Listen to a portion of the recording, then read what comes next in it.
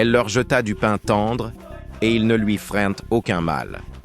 Ensuite, c'est la grosse barrière qui grinça et qui voulut se refermer pour l'empêcher de sortir de l'enclos.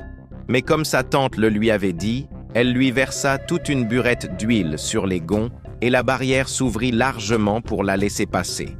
Sur le chemin, le bouleau siffa et s'agita pour lui fouetter les yeux.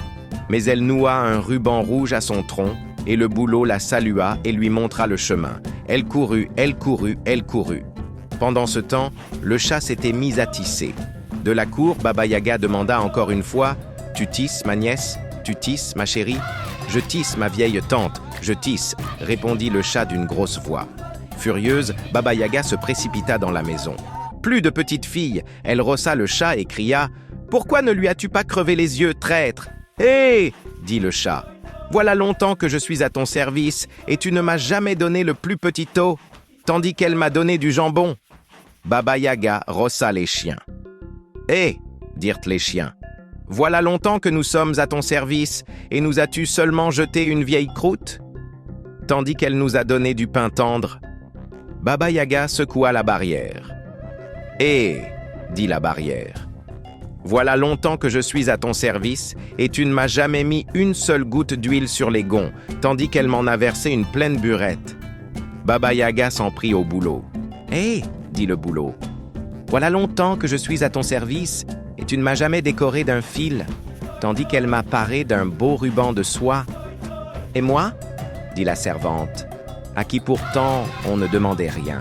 « Et moi, depuis le temps que je suis à ton service, je n'ai jamais reçu de toi ne serait-ce qu'une loque, tandis qu'elle m'a fait cadeau d'un joli fichu rouge. » Baba Yaga siffa son mortier, qui arriva ventre à terre, et elle sauta dedans.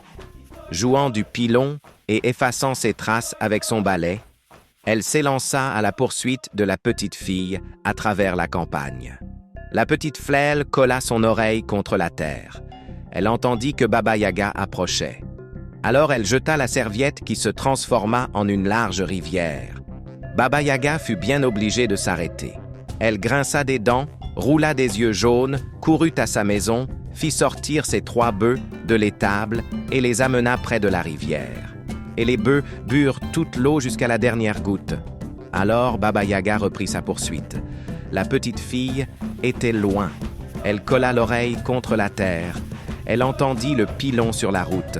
Elle jeta le peigne qui se changea en une forêt touffue. Baba Yaga essaya d'y entrer, de scier les arbres avec ses dents. Impossible. La petite fille écouta, plus rien. Elle n'entendit que le vent qui soufflait entre les sapins verts et noirs de la forêt. Pourtant, elle continua de courir très vite parce qu'il commençait à faire nuit. Et elle pensait « Mon papa doit me croire perdu. » Le vieux paysan, de retour du marché, avait demandé à sa femme « Où est la petite ?»« Qui le sait ?» avait répondu la marâtre. « Voilà des heures que je l'ai envoyée faire une commission chez sa tante. » Enfin, la petite fille, les joues toutes rouges d'avoir couru, arriva chez son père. Il lui demanda « D'où viens-tu, ma petite ?»« Ah !»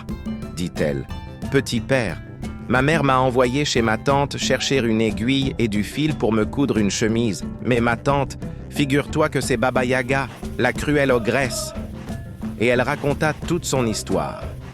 Le vieil homme était très en colère. Il roua de coups la marâtre et la chassa de sa maison en lui ordonnant de ne plus jamais revenir.